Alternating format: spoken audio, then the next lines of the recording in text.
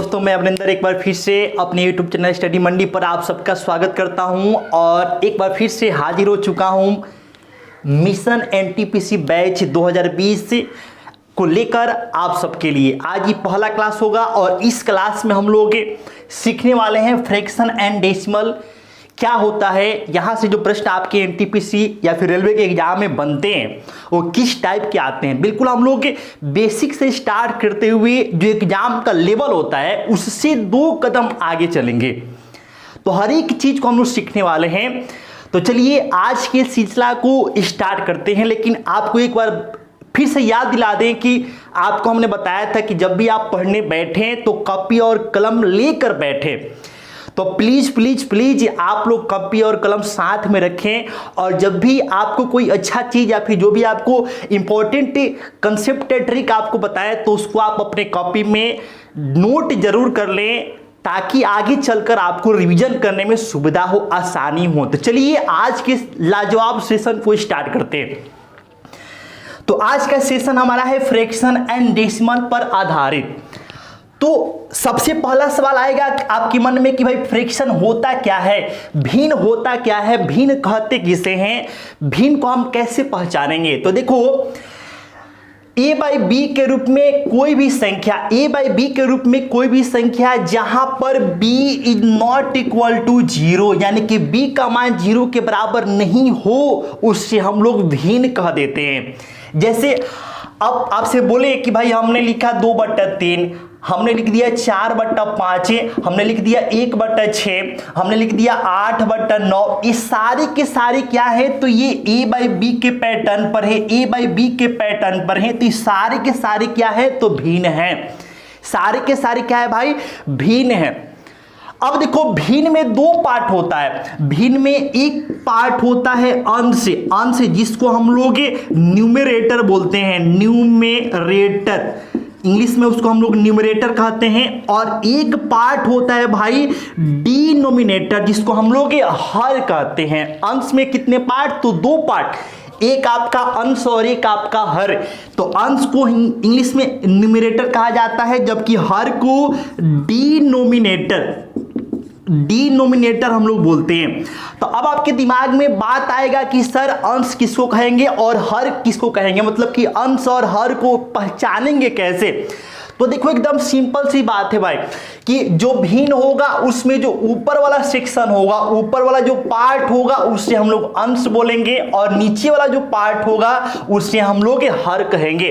जैसे a/b एक भिन्न है तो इसमें ऊपर वाला सेक्शन a है जिसको अंश बोलेंगे और नीचे वाला सेक्शन b है, मतलब नीचे b है जिसको हम लोग क्या बोलेंगे, हर कह देंगे। अंश को इंग्लिश में क्या बोल देंगे, न्यूमरेटर, और हर को इंग्लिश में क्या बोल देंगे, डिनोमिनेटर। बिल्कुल बेसिक से स्टार्ट किए हुए हैं, हर एक चीज आपको हम क्लियर करते हुए चलेंगे और जो आपका एग्जाम का लेवल है उससे हम लोग 2 कदम आगे की तैयारी करने वाले हैं। और हमारा बैच ये लेकर आने का मेन मोटो है भाई 30 में 30 लाना है, 30 में 30, एक नंबर भी आपको कम हम लोग नहीं लाएंगे, 30 में 30 का टारगेट रखे हम लोग।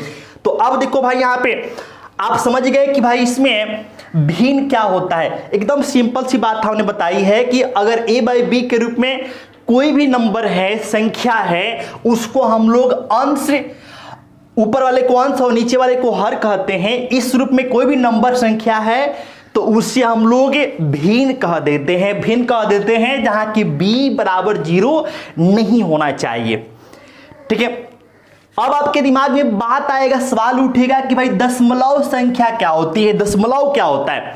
तो देखो भाई यहाँ पे सबसे पहले हम दशमलव को इंग्लिश में डेसिमल बोलते हैं और दशमलव का जो चिन्ह होता है, जो साइन होता है, दशमलव का जो चिन्ह होता है ये होता है एक बिंदी, ये दशमलव का चिन्ह है। तो किसी भी नंबर में अगर ये साइन आपको दिखाई दे दिया, अगर ये साइन आपको दिख गया तो समझो कि वो दशमलव संख्या है। जैसे हमने लिख दी यहाँ पे 2.4, एक दशमलव संख्या है। हमने लिख दिया 0.33, एक दशमलव संख्या है। हमने लिख दिया यहाँ पे 542.6, एक दशमलव संख्या है। मतलब दशमलव संख्या का सिंपल सा मतलब ये है कि कोई भी नंबर है अगर उसमें दशमलव का साइन दिख गया जो कि ये बिंदी होता है तो वो दशमलव संख्या है। ठीक है, तो हमने काफी शानदार तरीके से बहुत ही सिंपल वे में आपको समझाने की कोशिश की कि भाई भिन्न क्या होता है और दशमलव या फिर दशमलव संख्या क्या होती है। तो ये रहा आपको भिन्न और ये रहा दशमलव। तो आज के सेशन में, आज की क्लास में हम लोग पढ़ने वाले हैं भिन्न के बारे में, भिन्न के बारे में समझने वाले हैं। तो आगे हम लोग जो बात करेंगे वो भिन्न से रिलेटेड होगा। तो चलिए आज के क्लास को हम लोग आगे कंटिन्यू कर रहे हैं। तो आज के क्लास में हम लोग बात करने वाले हैं फ्रैक्शन के बारे में।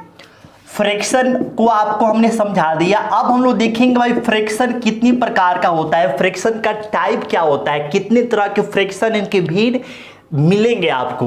तो देखो बेसिकली फ्रैक्शन की बात करें तो फ्रैक्शन आपको 3 प्रकार का होगा। 3 प्रकार का फ्रैक्शन होता है, भिन्न 3 प्रकार का होता है। एक होता है आपका साधारण भिन्न, जिसको इंग्लिश में हम लोग बोलते हैं सिंपल फ्रैक्शन। क्या बोलेंगे? तो सिंपल फ्रैक्शन उसको इंग्लिश में बोलेंगे हम लोग, ठीक है। और दूसरा फ्रैक्शन आपका होता है, सेकेंड फ्रैक्शन आपका हो जाता है दशमलव भिन्न। दूसरा आपका दशमलव भिन्न होता है, जिसको इंग्लिश में हम लोग डेसिमल फ्रैक्शन कहते हैं। डेसिमल फ्रैक्शन इंग्लिश में कहा जाता है। और तीसरा भिन्न का जो प्रकार होता है, भिन्न मतलब यहां पे जो है फ्रैक्शन, भिन्न का जो हिंदी हो गया आपका फ्रैक्शन। तीसरा भिन्न का प्रकार आपका होता है सतत भिन्न। सतत भिन्न जिसको हम लोग इंग्लिश में बोलते हैं कंटिन्यूड फ्रैक्शन। इंग्लिश में क्या बोलेंगे दोस्तों? तो इंग्लिश में बोलेंगे कंटिन्यूड फ्रैक्शन। सतत भिन्न उसका हिंदी होगा। अब आपके दिमाग में बात आएगा कि सर साधारण भिन्न क्या होता है, थोड़ा सा एग्जाम्पल के माध्यम से आप समझाइए। तो देखो साधारण भिन्न मतलब देखो यहाँ पे जैसे हमने लिख दिया 1/2, लिख दिया 4/5, लिख दिया यहाँ पे 6/3, लिख दिया यहाँ पे 9/2, ठीक है। इसी प्रकार लिख दिया 1.1/4, लिख दिया यहाँ पे 2.3/5। ये सारे के सारे क्या है? तो ये साधारण भिन्न है, सिंपल फ्रैक्शन है। अब आपके दिमाग में बात आएगा कि सर थोड़ा सा दशमलव भिन्न के बारे में बताइए। तो दशमलव भिन्न की बात करें तो देखो दशमलव भिन्न का सिंपल सा मतलब है कि भाई जिसमें डेसिमल का साइन लगाओ, जिसमें दशमलव का चिन्ह हो, वो दशमलव भिन्न है। जैसे यहाँ पे समझो 2.4 लिख दिया हमने लिख दिया यहाँ पे 5.44 लिख दिया, 0.3 पे रेकरिंग लिख दिया। फिर ऐसे ही यहाँ पे 254 ये 23 पे रेकरिंग डाल दिया। ये सारे के सारे क्या है? तो दशमलव भिन्न है, ठीक है। इसी प्रकार से आपके दिमाग में सवाल आया कि सर थोड़ा सतत भिन्न के बारे में बताइए, सतत भिन्न को कैसे पहचानेंगे। तो सतत भिन्न का देखो यहाँ पे सिंपल सा मतलब होता है, जैसे आपको कभी कभी देखे होंगे, आप लोग अक्सर देखे होंगे किताब में 1+2/3 + 1/1 + 1/2 ऐसे आपको लिखा हुआ मिलता है। मतलब कि बट्टा का जो साइन होता है वो एक से ज्यादा बार देखो, एक ये हो गया, एक ये हो गया, एक ये हो गया। बट्टा का साइन जब एक से ज्यादा बार दिखाई दे तो वो जो भिन्न होता है उसको हम लोग सतत भिन्न बोलते हैं, सतत भिन्न कहा जाता है उसे, ठीक है। तो आज का जो क्लास हमारा है वो बेसिकली साधारण भिन्न पर आधारित है। साधारण भिन्न यानी कि सिंपल फ्रैक्शन पर आधारित है। सिंपल फ्रैक्शन की हम लोग इसमें बात करेंगे। तो आइए भाई समझते हैं हम लोग सिंपल फ्रैक्शन। तो देखो दोस्तों यहाँ पे हम लोग बात करने जा रहे हैं सिंपल फ्रैक्शन की। सिंपल फ्रैक्शन की यहाँ पर हम लोग बात करने जा रहे हैं। सिंपल फ्रैक्शन मतलब आपको ये दिखा दिए एग्जांपल, ये सारे क्या है? तो सिंपल फ्रैक्शन है, साधारण भिन्न है। अब देखो यहाँ पे जिस प्रकार से आपको भिन्न के ये प्रकार होते हैं उसी प्रकार से साधारण भिन्न के भी आपको प्रकार होते हैं। देखो यहाँ पे हम बात कर रहे हैं साधारण भिन्न के प्रकार के बारे में। यहाँ पे आपको जो है, ठीक है, साधारण भिन्न भी आपको जो है 3 प्रकार का आपको होगा, 3 प्रकार से होगा। अच्छा चलो इसको हम मिटा देते हैं और उसके बाद हम लोग यहां पर बात करते हैं, ठीक है। इसको हम जो है मिटा दे रहे हैं और तब जो है बात करते हैं साधारण भिन्न के। तो उम्मीद है कि आप इस बात को समझ पा रहे होंगे। आप कॉपी और कलम के साथ जब भी बैठे पढ़ने के लिए तो कॉपी और कलम के साथ बैठे, एकदम बेहतरीन ढंग से हम लोग चीजों को सीखेंगे शानदार तरीके से। और टारगेट है भाई कि 30 में 30 आपको लाना है। तो अब देखो भाई, यहाँ पे हम लोग बात करने जा रहे हैं सिंपल फ्रैक्शन की, साधारण भिन्न की। तो देखो यहाँ से सिंपल फ्रैक्शन, तो सिंपल फ्रैक्शन भी आपको दोस्तों तीन प्रकार का होता है, तीन तरह का होता है। एक तो होता है आपका उचित भिन्न होता है, उचित भिन्न जिसको हम लोग बोलते हैं प्रॉपर फ्रैक्शन, जिसको इंग्लिश में कहा जाता है प्रॉपर फ्रैक्शन। और दूसरा इसमें होता है अनुचित भिन्न दूसरा होता है, जिसको इंग्लिश में बोलते हैं इम्प्रॉपर फ्रैक्शन, ठीक है। और तीसरा इसमें आपका होता है मिश्रित भिन्न, जिसको इंग्लिश में मिक्स्ड फ्रैक्शन कहा जाता है। इंग्लिश में आप इसको मिश्रित भिन्न यानी कि मिक्स्ड फ्रैक्शन कहेंगे। तो अब आपके दिमाग में बात आएगा कि सर उचित भिन्न को कैसे पहचानेंगे, उचित भिन्न का आप पहचान बताइए। तो देखो, उचित भिन्न का सिंपल सा पहचान है कि इसमें आपको अगर भिन्न में जो है, साधारण भिन्न में अगर आपको अंश जो है छोटा दिखाई दे हर से, अंश आपको छोटा दिखाई दे हर से, अंश को हम लोग इंग्लिश में न्यूमरेटर कहते हैं और हर को डिनोमिनेटर, मतलब न्यूमरेटर लेस देन और डिनोमिनेटर से, तो उसको हम लोग उचित भिन्न कहेंगे। अब एग्जांपल समझो भाई, यहाँ पे जैसे यहाँ पे 1/2 हमने यहाँ पे लिखा, तो 1/2 में जो है ये 1 क्या है, तो अंश है, क्या है, अंश है, और 2 क्या है, हर है, 2 क्या है, हर है। तो देखो इसमें ऊपर वाला मतलब अंश छोटा है हर से, तो ये कौन सा भिन्न है, तो उचित भिन्न है, ठीक है। इसी प्रकार से एक और एग्जांपल देखो, जैसे 3/5 लिखे हम, तो इसमें क्या है, ये अंश है और ये क्या है, हर है। तो इसमें 3 छोटा है 5 से, तो कौन सा भिन्न है, तो ये आपका उचित भिन्न हो गया। तो उचित भिन्न में होगा क्या कि अंश आपको हर से छोटा होगा, तो उचित भिन्न कहलाएगा। अनुचित भिन्न में क्या होगा, तो इसमें अंश जो होगा वो हर से बड़ा होगा। अंश क्या होगा दोस्तों, तो हर से बड़ा होगा, यानी कि जो आपका न्यूमरेटर होगा वो ग्रेटर देन होगा डिनोमिनेटर से। न्यूमरेटर जो होगा वो ग्रेटर देन होगा डिनोमिनेटर से। जैसे एग्जाम्पल आप समझो, जैसे हमने लिखा यहाँ पे क्या, 8/7, 8/7 हमने लिखा, तो इसमें ये क्या है, तो अंश है, और ये क्या है, तो हर है। तो आप देख रहे हैं कि ये बड़ा है, ये छोटा है, मतलब ये कौन सा भिन्न है, अनुचित भिन्न है। ऐसा हमने लिख दिया यहाँ पर क्या, 11/9 लिख दिया, तो ये क्या हो गया दोस्तों, तो ये अंश हो गया, ये क्या हो गया, तो हर हो गया। तो ये बड़ा है और हर छोटा है, तो कौन सा भिन्न हो गया, अनुचित भिन्न हो गया। उम्मीद है इस बात को आप समझ पा रहे होंगे।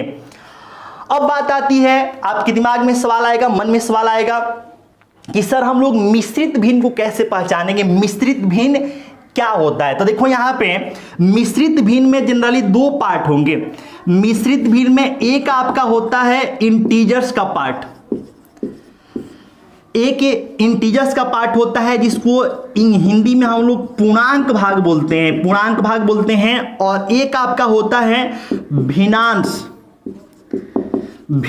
भाग, जिसको हम लोग इंग्लिश में जो है फ्रैक्शन पार्ट बोलते हैं, फ्रैक्शनल पार्ट कहते हैं इंग्लिश में। अब एग्जांपल से समझिए, जैसे हमने लिख दिया यहाँ पे, क्या, 2.3/4, 2.3/4। तो इसमें देखो ये जो 2 है वो क्या है, तो इंटीजर्स ही तो है, ये आपका इंटीजर्स ही तो है, ये आपका इंटीजर है। और ये 3/4 क्या है, तो ये आपका एक फ्रैक्शन है, फ्रैक्शन मतलब कि भिन्न है।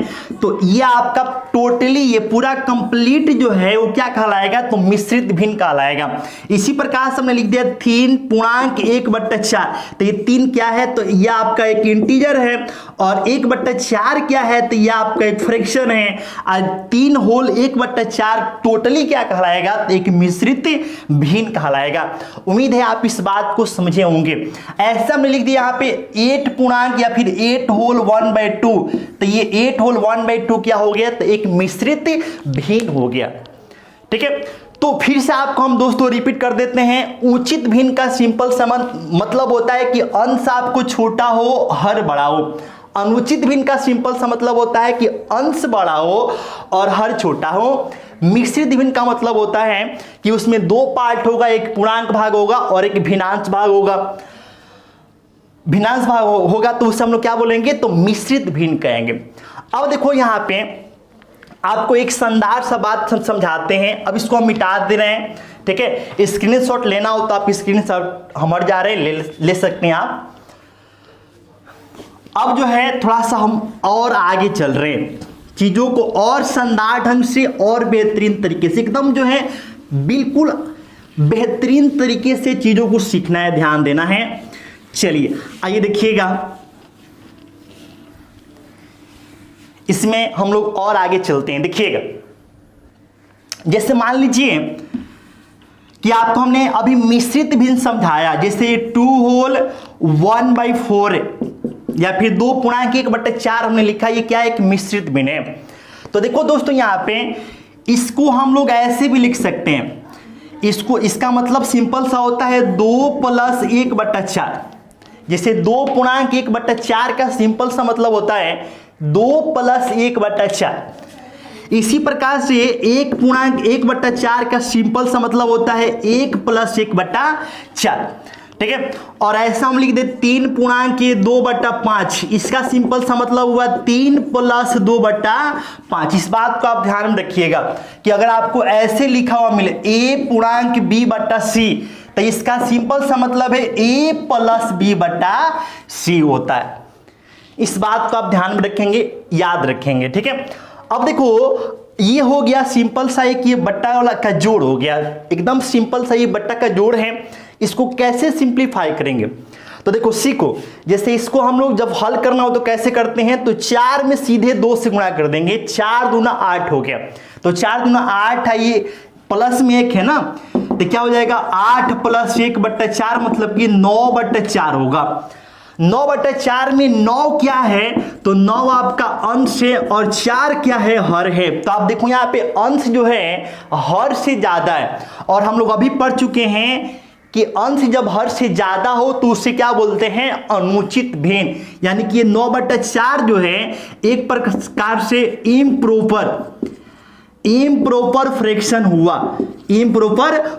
हुआ।